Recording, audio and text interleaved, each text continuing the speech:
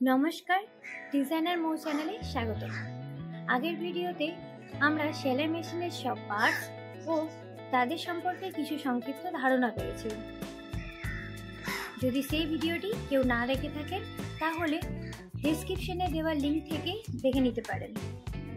আজ আমরা জানব সেলাই মেশিনের পার্টসের কী কাজ ও কিভাবে ব্যবহার করতে হয়। তো চলুন জেনে নেওয়া যাক। প্রথমে মেশিনের পাওয়ার কর্ড সংযুক্ত করে সুইচ অন করব। মেশিন সুইচটি মেশিনে কিভাবে লাগাবো, এই সামনের দিকে একটা এখানে কাটা মতন আছে, আর এখানটা ফুল রাউন্ড, আর তার উল্টো পিঠটা এই নিচটা রাউন্ড আর উপরটা হাফ। এই হাফ দিকটা অপোজিট সাইড দিকে থাকবে। এইভাবে আমাদের সুইচটি এই জায়গায় এটা লাগবে। এই জায়গায় একটা হোল আছে, তো সেই হোলের মধ্যে এইভাবে সুইচটি উপর দিকে রাখবো। যে কোনো একটি স্ক্রুড্রাইভার নিয়ে এই নিডল ক্ল্যাম্পটাকে এইভাবে টাইট করব। সুইটা এখানে লাগানো। ববিনে সুতো ভরার জন্য ফার্স্ট একটা ববিন নিয়ে ববিন বাইন্ডার স্প্লিন্ডেলে এইভাবে ববিনটাকে পুশ করতে হবে।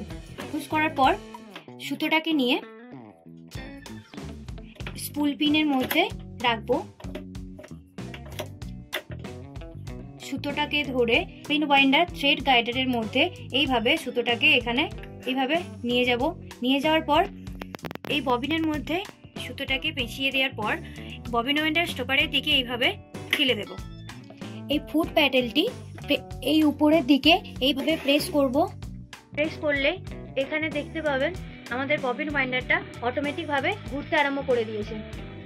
ফুট প্যাডেলটা জোরে প্রেস করি তাহলে স্পিডেও হবে, আবার স্লোলি চাইলে স্লোলিও করতে পারি। ববিনে সুতো ভরানো আমার কমপ্লিট হয়ে গেছে। এরপর ববিনটাকে এইভাবে এই ধার থেকে পুশ করতে হবে। পুশ করলেই আমাদের ববিনটা এইভাবে খুলে চলে আসবে। যদি এইভাবে পুশ না করে এই ধার থেকে রাখা অবস্থাতে এরকম ভাবে তোলা যাবে না। এইভাবে এদিকে পুশ করেই এটা খুলতে হবে।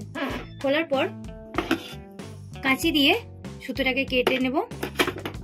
সুতোটি এই নিডলের মধ্যে নিয়ে আসবো।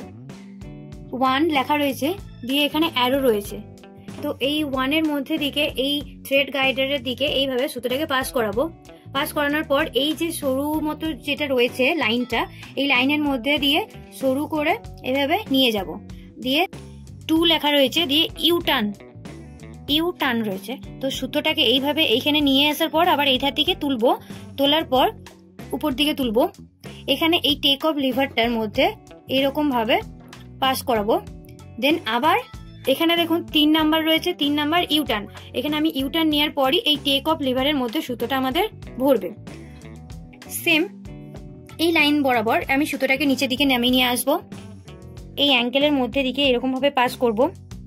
এখানে দেখতে পাচ্ছেন একটা হুক রয়েছে, এই হুকের মধ্যে দিয়ে এইভাবে সুতোটাকে এখানে পাস করাবো। এরপর এত দূর অবধি নিয়ে আসার পর আপনি সুতোটা নিজেও এই নিডলের মধ্যে এইভাবে সুতোটা ভরতে পারেন। নিডল থ্রেডারটি ইউজ করার জন্য নিডলটিকে উপরে থাকতে হবে, যতটা উপরে রাখা যায় ততটা উপরে রাখতে হবে।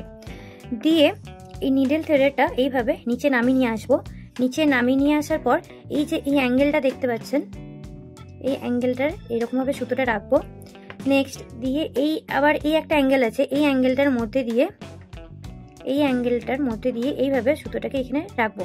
রাখার পর এই নিডল থ্রেডারটা এইভাবে ছেড়ে দেব। ছেড়ে দিলে এখানে একটা দেখবেন লুপ তৈরি হয়েছে। লুপটাকে এইভাবে টানলেই আমাদের ছুঁচে সুতো পরানো কমপ্লিট হয়ে যাবে। এই ববিনটাকে নিচে ভরতে হবে। তো ববিন এক্সটেনশন বোর্ডটা খোলার পর এই ববিন এরিয়াটাকে এইভাবে খুলবো। খোলার পর এই যে ববিন কেসটা রয়েছে, এই ববিন কেসটাকে বের করব। ববিন কেসের মধ্যে ববিনটাকে এইভাবে রাখবো। তো এটা রাখবেন কিভাবে, এই যে সুতোটা যেইভাবে এই দিক থেকে ঘুরবে সেই ধার দিকেই আমাদের রাখতে হবে। এই সুতোটাকে এইভাবে এই ধার দিকে থাকবে। সুতোটাকে রাখার পর এই যে এখানে দেখতে পাচ্ছেন একটা কাট রয়েছে, এই কাটের কাছে এইভাবে সুতোটাকে এখানে রাখলাম। সুতোটাকে ধরবো, ধরার পর এইভাবে সোজা দিকে এইভাবে টান দিলে আমাদের সুতোটি এখানে চলে আসবে। লকটা এখানে ধরবো, ধরার পর অ্যাঙ্গেলটা রয়েছে, এই অ্যাঙ্গেলের মধ্যে দিয়ে এইভাবে এখানে রাখবো, লকটাকে এখানে ছেড়ে দেবো। ববিন কেসের মধ্যে ববিনটা এখানে ঢুকে যাবে। নিচে সুতোটা উপরে নিয়ে আসবো। হ্যান্ডউইলটাকে নিচের দিকে ঘোরালে এই নিডেলটা নিচের দিকে যাবে, যাওয়ার পর যতক্ষণ না আবার উপরে উঠছে ততক্ষণ এইভাবে হ্যান্ডউইলটাকে ঘোরাবো। ঘোরানোর পর এই যে হাতের সুতোটা, এই হাতের সুতোটা এইভাবে টান দিলেই এই নিচে সুতোটা উপরে উঠে চলে আসবে। এই স্লাইডারটার নাম হলো স্টিচ লেন্থ কন্ট্রোল। তো এখানে সেলাইটাকে ছোট বড় আপনি যেরকম চান সেইভাবে এখানে অ্যাডজাস্ট করতে পারবেন। বড় এটা হচ্ছে 4, দেন আস্তে আস্তে ছোট হয়ে আসবে। অরেঞ্জ কালারের লেখাটার কাজ হলো এখানে এই অরেঞ্জের লেটারগুলোতে যে প্যাটার্নগুলো রয়েছে সেই প্যাটার্নগুলো এখানে হবে। এখানে মাইনাস হলে খুব ছোট ছোট করে হবে, আর প্লাস হলে খুব মানে এই প্যাটার্নগুলো বড় বড় করে হবে, আর এই মিটার মিডিলে থাকলে নর্মাল হবে। স্টিচ লেন্থটার আমরা সেলাইটা দেখব। নর্মাল সেলাই করার জন্য স্টিচ লেন্থ থাকে 2.5 আর 3-তে, এই দুটোতেই নর্মাল সেলাই হয়। বড় থেকে স্টার্ট করছি। ফুট প্যাটেলটাকে প্রেস করলেই এখানে চলতে আরম্ভ করবে। এই সেলাইটি 4 নাম্বার, 3.5, এটা 4, এটা 3.5, 3-এ নিয়ে আসবো।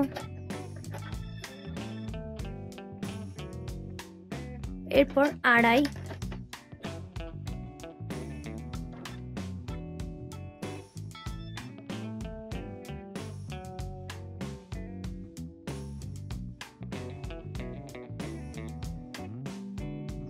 চার, 3.5, 3, 2.5, 2, 1.5, 1। সি প্যাটার্নটা দেখব। সি প্যাটার্নটা করার জন্য নর্মালেও রাখতে পারেন। স্টিচ লেন্থটা 2 থেকে 3-এর মধ্যে প্যাটার্ন সিলেক্টর ডাইলে সিতে ঘোরাবো। সি প্যাটার্নটা এখানে সি আছে। স্টিচ লেন্থটা রাখবো, এই স্লাইডারটা এইভাবে সরিয়ে নিয়ে এসে আমি এটা মিডিলে রাখবো। মাইনাসেও করব না, প্লাসেও করব না, আমি মিডিলে রাখবো। মিডিলে রাখার পর এই প্যাটার্ন সিলেক্টর ডাইলটা তো সিতেই আছে, তো সিটাতে করব। S.S এর এটা প্যাটার্ন, এটা এই সেলাইটা দিয়ে আমরা চাইলে ইন্টারলকও করতে পারি। আপনি যদি মাইনাস করতে চান তাহলে সেলাইটি আরো ছোট হবে, প্লাস করতে চাইলে সেলাইটি আরো বড় হবে। এখানে যে লেটারগুলো রয়েছে আর এখানে যে প্যাটার্নগুলো রয়েছে সেগুলো প্যাটার্ন সিলেক্টর ডাইলে সেট করে আমরা এখানে করতে পারবো। এবার দেখো এই রিভার্স স্টিচ বাটনের কাজ। রিভার্স স্টিচ বাটন লক লাগানোর জন্য ব্যবহার করা হয়। স্টার্ট করলাম, স্টার্ট করার পর রিভার্স স্টিচ বাটনকে প্রেস করলাম একবার, 2 বার, দেন আবার কিছুটা যাওয়ার পর একবার ছেড়ে দেব, দেন আবার 2 বার,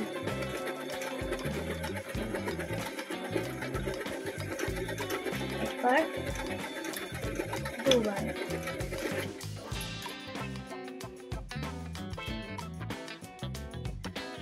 আশা করি ভিডিওটি আপনার ভালো লেগেছে। যদি কোনো মতামত থেকে থাকে তাহলে কমেন্ট করে জানান।